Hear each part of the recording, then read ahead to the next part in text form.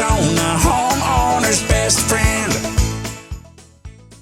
And when you were talking about doing multiple repairs, sometimes you can fix a spot where it's leaking, but it creates a leak somewhere else. Water follows the path of least resistant, so there could be multiple spots that it's weak, but it's only leaking here because that's the path of least resistance. You seal that up, well, now it's leaking over here. Yes, water travels and water will find a way in. So what we typically do is if you have a leak in that area, we're not going to just like patch a small area. We're actually going to go end to end because we do have to still warranty our work. So we'll go end to end to make sure that we can get that full spectrum. But sometimes there's been cases where it's on the front slope, we want end to end, but then the back slope just is worn out. And so then that has a leak.